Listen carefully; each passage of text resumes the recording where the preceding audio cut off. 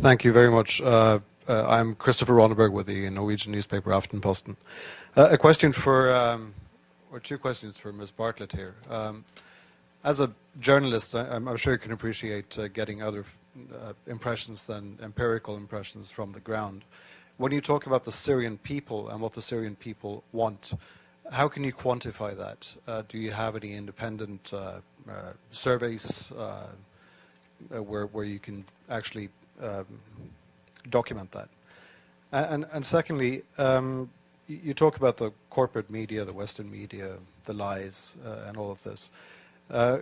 Could you explain what you think might be the agenda from us in the Western media, and why we should lie, why the international organizations on the ground should lie, why we shouldn't believe all these absolutely documentable facts that we see from the ground, these hospitals being bombed, these civilians who are talking about the atrocities that they have been experiencing.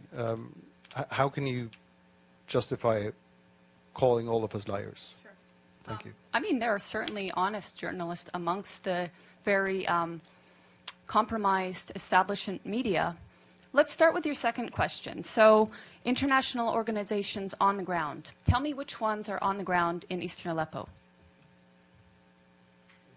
Yeah, okay, I'll tell you, there are none. There are none. These organizations are relying on the Syrian Observatory for Human Rights, which is based in Coventry, UK, and which is one man. They're relying on compromised groups like the White Helmets, which, let's talk about the White Helmets. The White Helmets were founded in 2013 by a British ex-military officer. They have been funded to the tune of $100 million by the US, UK, and Europe, and other states. They purport to be rescuing civilians in eastern Aleppo and Idlib, yet no one in eastern Aleppo has heard of them. And I say no one, bearing in mind that now 95% of these areas of eastern Aleppo are liberated. The White Helmets purport to be neutral, yet they can be found carrying guns and standing on the dead bodies of Syrian soldiers. And their video footage actually contains children that have been recycled in different reports. So you can find a girl named Aya who turns up in a report in month, say, August, and she turns up in the next month in 2 different locations. So they are not credible. The SOHR is not credible. Unnamed activists are not credible. Once or twice, maybe, but every time, not credible. So your sources on the ground, you don't have them. As for your agenda, not your, but the agenda of some corporate media, it is the agenda of regime change. How can the New York Times, I was reading it this morning, or how can Democracy Now!, which I was reading the other day, maintain until this day that this is a civil war in Syria? How can they maintain until this day that that the protests were unarmed and nonviolent until, say, 2012? That is absolutely not true. How can they maintain that the Syrian government is attacking civilians in Aleppo when every person that's coming out of these areas occupied by terrorists is saying the opposite? So that's with regards to your question on lying Western media. How do I quantify the support of the Syrian people? The elections. In 2014, the Syrian people held elections.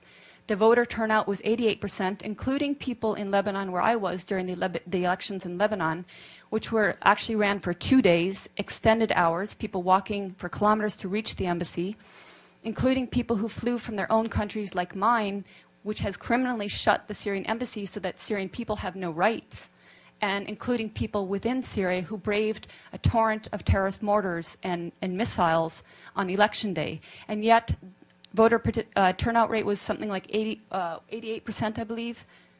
And then the election, the results were 78, I believe. I think Tim Anderson gives you the opposite. Okay, I might get the turnout wrong. So the results. 74 was the participation. 74 participate, 88. Okay. Anyway, the point being, overwhelmingly, the people support President Assad. That's based on elections, based on my own travels. Okay, so that's subjective. But as I said, I've traveled around Syria, talked with people of all faiths, all walks of life, and there are people that want change in the government. We're not pretending they don't want change. Everybody wants change. But in terms of support of the government, the point is they don't see President Assad as the problem. They see the problem as terrorism. They see elements of problems in the system that they have there. But President Assad, they don't see as the problem. They actually overwhelmingly support him. So I'm basing it on their choice in their leader, and I'm basing it on my interactions with people in Syria and Lebanon.